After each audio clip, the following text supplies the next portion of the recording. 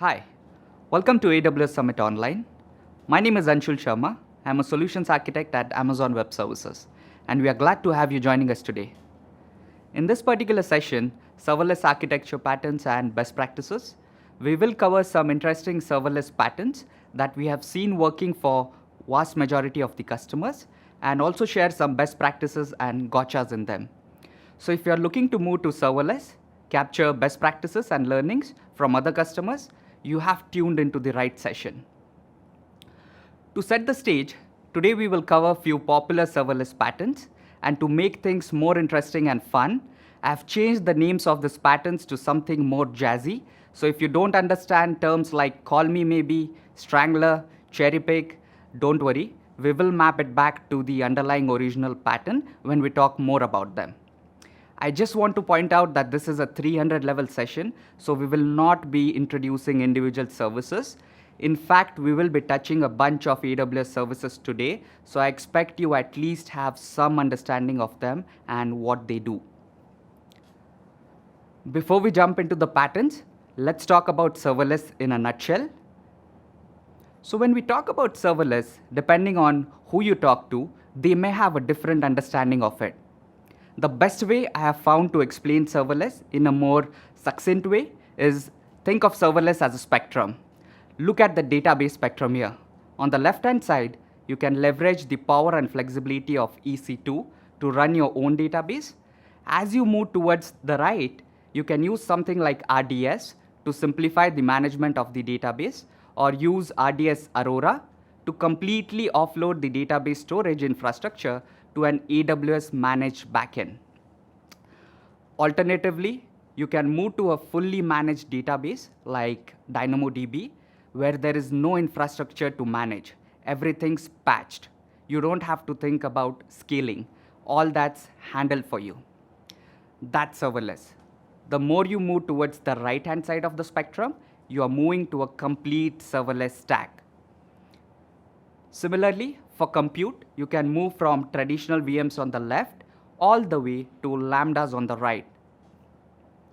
Most of the time, working with customers, you will see a mix of these technologies being used at any point in time. Not always you will have a 100% serverless stack. So for this presentation, I'm going to take that into account. We will talk about how to evolve your existing architecture to a serverless stack to give you a more realistic approach beyond the best practices. With that, let's look at our first pattern, the comfortable REST. So the comfortable REST, as you can imagine, is your REST API. This is our proven age-old friend we all are comfortable working with. It's where most customers start with serverless. This is a typical 3-tier serverless architecture where you have API gateway, Lambda for application logic, and a serverless database. At the bottom, you can see we have 5 well-architected pillars to help you apply best practices and better design. This is a consistent theme we will use across all the patterns. We will use these pillars to talk about best practices in every pattern we'll see today. So no matter what the pattern is, these pillars will help you create some guidelines and processes around where you are doing the right thing or not. So technologies come and go, patterns come and go, but these fundamental pillars can help you achieve a solid architecture irrespective of the tech stack you use. So first things first, from operations perspective, if you're going into production, at a very minimal, you want to have some tracing because you need operational visibility at any given time. You may want to know what is the downstream latency across multiple services, get service-specific info, such as what was the customer, that sort of thing. So please ensure you instrument your code with relevant information. You can enable AWS X-Ray for end-to-end tracing. You may want to ensure you have a consistent structured logging enabled by configuring your logging output as JSON. Clearly defining what are the standard keys in your JSON output, that's always going to be there, no matter what service you actually log. So by doing this, you can have a much better search capabilities using CloudWatch Log Insights or using Elasticsearch Kibana. So JSON is really well understood by most services. The other piece of advice that we have is to use CloudWatch embedded metric format for creating custom metrics within your Lambda. So this was actually a bit of a challenge before, but by sending your logs in the new embedded metric format, you can easily create custom metrics without having to instrument or maintain separate code. CloudWatch automatically extracts the metrics so that you can visualize an alarm on them. You can generate log events in the embedded metric format using the open source client libraries available on GitHub and send to CloudWatch using the putlogs API. You can send up to 100 metrics in a single call, and all this works asynchronously, so your Lambda performance does not get impacted. The next one might seem basic. So serverless is awesome because it scales. It handles a bunch of things that you have to do otherwise. But at the same time, it doesn't mean all businesses needs 100,000 requests per second all the time. So as you understand your customer behavior, you want to ensure you don't allow yourself from abuse by bots and malicious entities. At a very basic level, you should regulate access rates. Just because API gateway and Lambda can scale for a large number of requests, it doesn't mean your traditional database or legacy systems will. You can configure throttling at API gateway. Also from cost perspective, by regulating the access rates and enforcing authorization, you actually don't pay for the requests that fail. From security perspective, enforcing authorization is key unless you have public APIs. So in this case, we are using Cognito, but you can integrate with other identity providers with Lambda custom authorizers. We are also using secret managers for storing sensitive data such as passwords and API keys. From a performance perspective, for API gateway, you should look at regional endpoints. Regional endpoints are handy when your customers are majorly based within a region, or if you have microservices talking to another microservice via an API. This helps you reduce request latency when API requests originate from the same region as your API. Talking about DynamoDB performance, if you're starting out on prototyping and you don't know your application's access patterns yet, then use on-demand provisioning. If your app has consistent throughput all the time, you may want to switch to provisioned capacity. That's going to be cheaper. You can club this with application autoscaling to dynamically adjust provision capacity in response to actual traffic patterns. Lastly, for Lambda, we'd recommend use Lambda power tuning to make sure you know what is the correct memory setting. AWS Lambda Power Tuning is an open source tool that can help you visualize and fine-tune the memory or power configuration of your Lambda functions. The tool is built using AWS Step Function. You can provide any Lambda function as input, and the state machine will run it with multiple power configurations from 128 MB to 3 GB. Analyze execution logs and suggest you the best configuration to minimize cost or maximize performance. Having a lower memory on Lambda is not always the cheapest option, as Lambda pricing is a function of memory and duration of execution. In some cases, lower memory usage is far more expensive as the execution time might drastically increase. So use Lambda power tuning to find the most optimal config for your Lambdas. Next pattern is cherry pick. This is the evolution of REST APIs. One of the most common problems with REST is that of over and under fetching. This happens because the only way for a client to fetch data is by hitting an endpoint that returns fixed data structures. It's very difficult to design a REST API in a way that it's able to provide clients with their exact data needs. This is solved by GraphQL.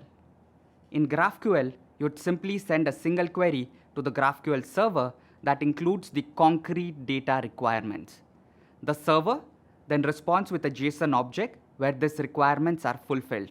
It's cherry picking only what you need.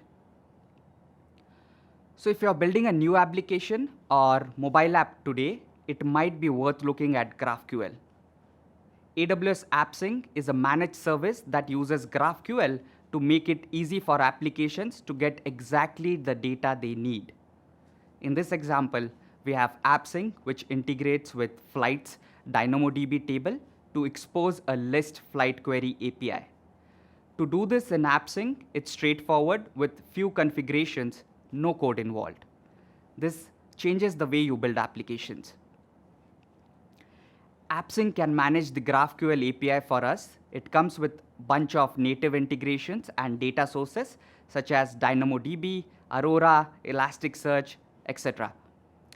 AppSync has a feature called mapping templates, which is a way of indicating how to translate an incoming GraphQL request into instructions for your backend data source, and how to translate the backend response back into a GraphQL response.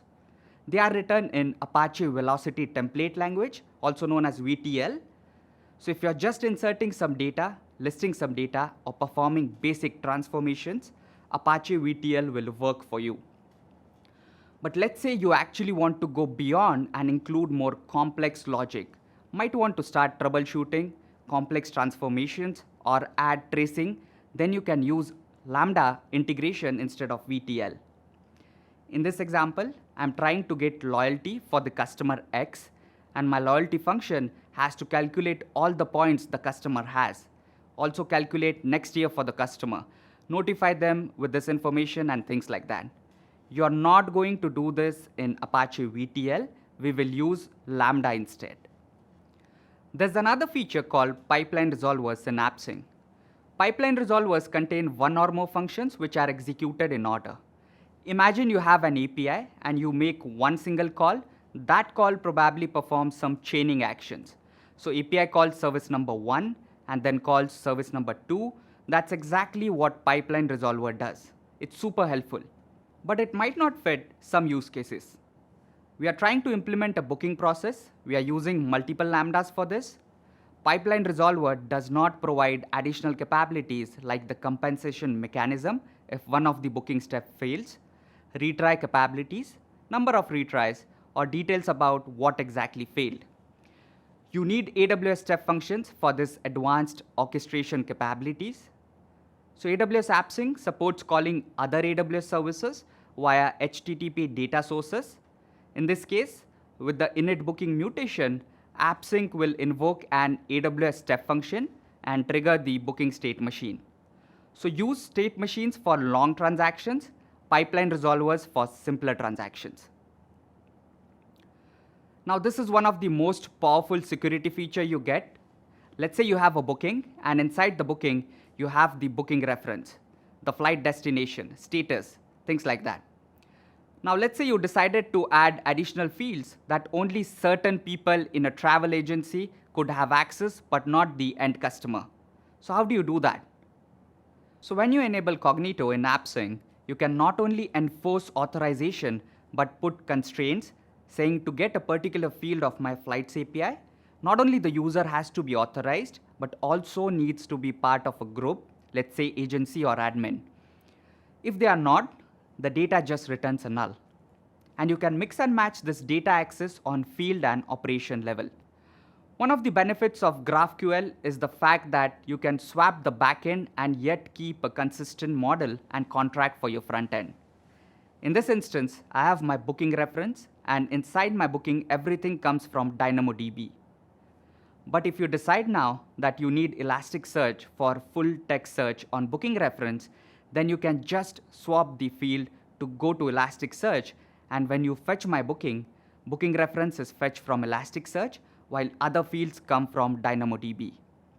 This is a powerful mechanism and allows that you keep swapping the backend database and get the benefit of starting to use purpose-built databases.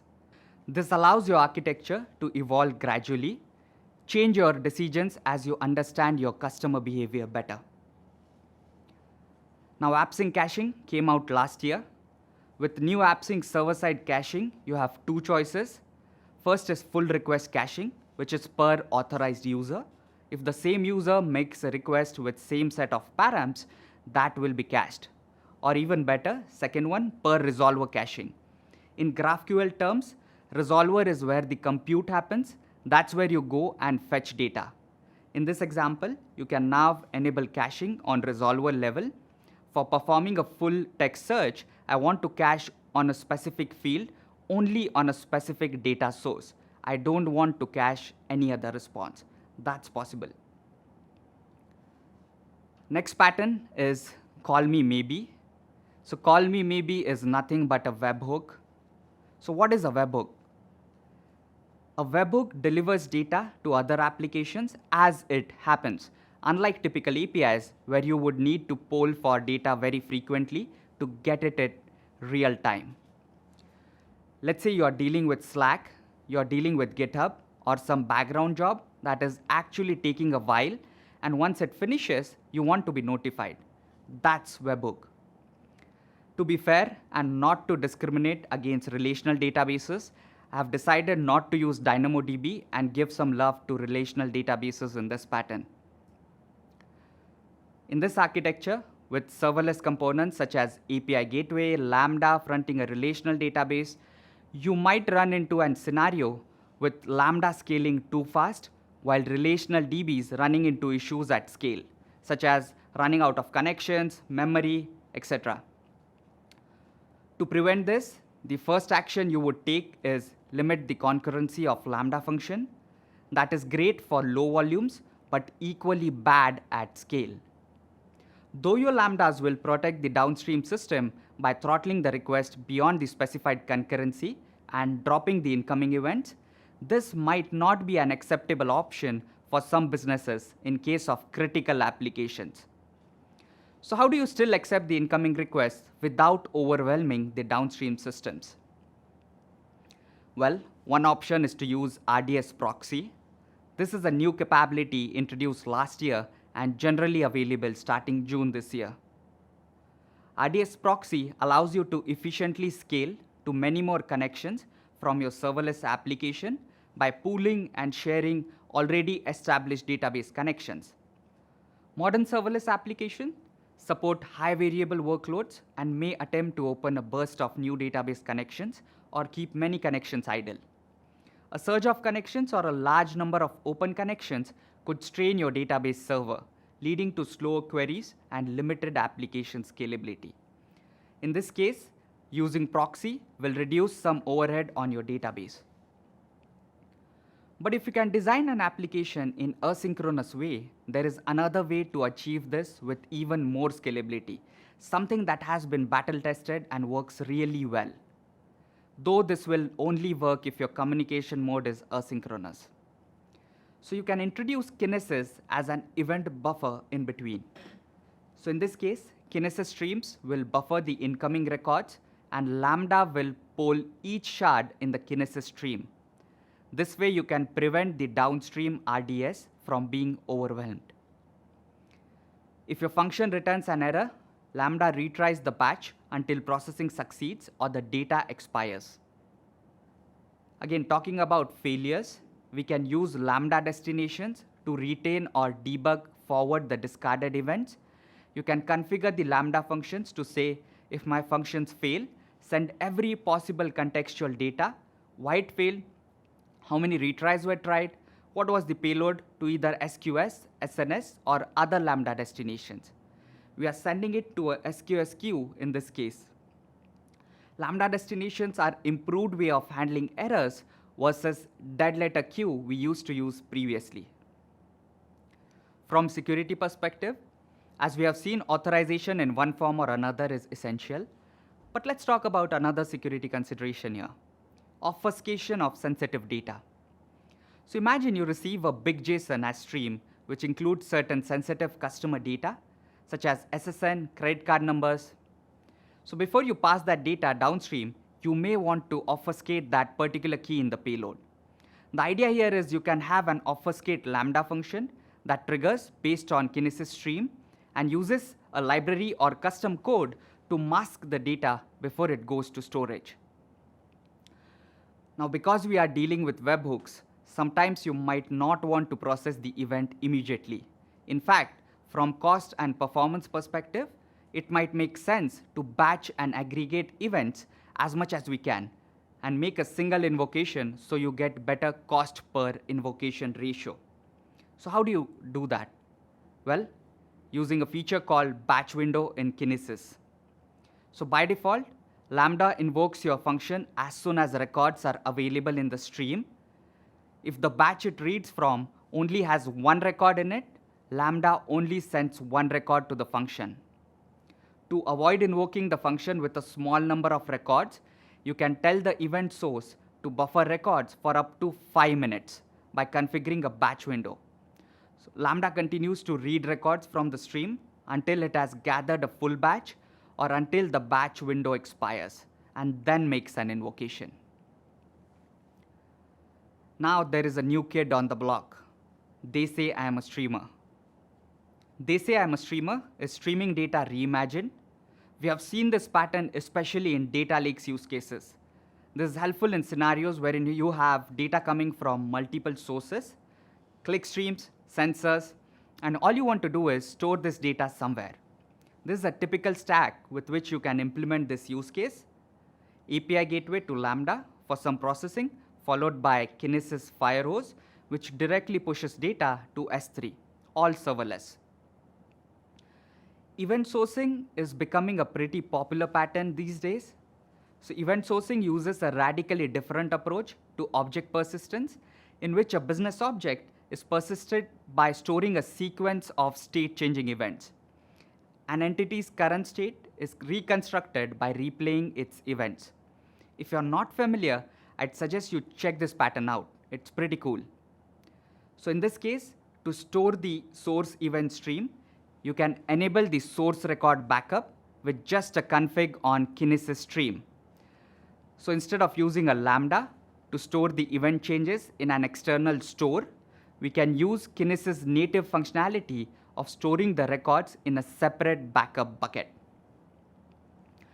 To make things simple, if you have large incoming stream, but they have different contexts or domain or functionalities, then it makes sense to have a dedicated Firehose stream per domain or application.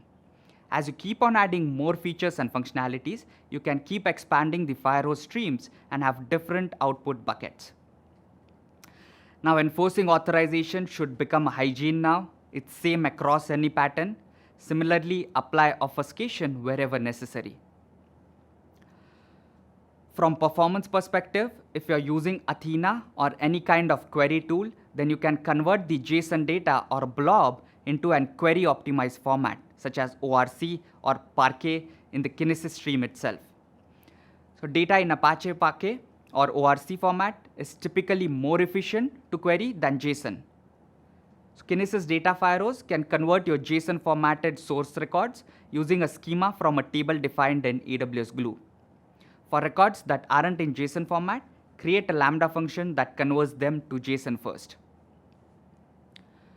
Additionally, you can protect the Lambda by introducing SNS topics and message filtering to prevent unwanted events. So SNS has a feature called message filtering, which helps you selectively pick up specific messages. So idea here is Lambda can just act as a router in this case, which routes specific message to a specific Firehose based on a field in the payload. You can also enable compression such as gzip, zip, snappy on Firehose for cost optimization. Now, if you're going global with high throughput, then you can look at an alternate option with CloudFront, which can be more cost effective instead of going via API gateway. So you can use CloudFront and Lambda at edge, which can directly route requests to Firehose. Last pattern for today, the Strangler. Strangler pattern is what if you want to move to serverless, but you have never done serverless before. Instead of a big bang approach, a Strangler pattern is a more conservative approach that not only takes into account the technology change, but also the employee cognitive load. Going from an on-premise monolith to a serverless-based distributed systems can be a daunting task for your team. So Strangler kind of helps you do this in a phased approach. We will be slowly strangling the individual pieces of an existing architecture, hence the name Strangler. Here, we have an on-prem data center. We have a client connecting via a load balancer to multiple servers and a single database. And no, we have not put this as a joke, but that's really the state of most on-prem applications. We can start by introducing an API gateway at the front to establish a contract between your client and the backend. This will ensure we can start adding new functionalities in the backend slowly without having to change your client further. Your contract is now established, and by doing this, you hide the implementation details and then slowly keep adding pieces. Now you can add your own VPC, where API gateway sends the traffic to a network load balancer, which connects to the private IP of the server over Direct Connect. What is the key mistake here?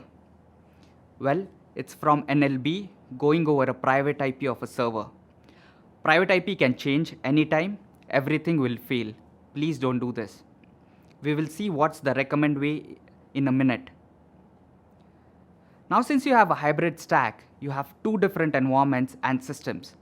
You should look at centralizing logs, metrics from operational perspective. You don't want to look at two different places if something goes wrong. That's a nightmare. You can use CloudWatch for centralized logging and metrics. So CloudWatch also provides an agent which you can install on your on-prem servers to push data to the cloud. And it's natively integrated with AWS services. Similarly, use X-Ray for distributed tracing. Coming back to correcting the private IP connectivity, instead of using private IP of the server, use cluster IP or virtual IP of your corporate data center load balancer. So all popular load balancers such as F5, Citrix support this. With this, you ensure even if your server IP changes, you are okay. Authorization. What changes here is most customers have an Active Directory or some sort of existing identity provider. So we will use an API gateway custom authorizer, which would be a Lambda function talking to the on-prem identity provider to integrate with it. At this point, you have reused most of your on-prem components without making any destructive change. Now we will start refactoring or replatforming the on-prem components. Because we have API gateway at front and we are not changing our contract, our clients will not be impacted. We can start moving towards cloud-native purpose-built databases. Look at refactoring the monolith app to a container-based microservices on, let's say, Amazon ECS. We also know not every code and apps can be modernized because of legacy debt and other reasons. So it's perfectly fine to rehost them on EC2, or in some cases, just keep them on premise. It's okay. Now for newer functionalities and features, start building with serverless. You can use Lambda and DynamoDB as well as other serverless services we talked today for performance, scalability, and cost reasons. All right, we have come to an end. Let's summarize what we have learned.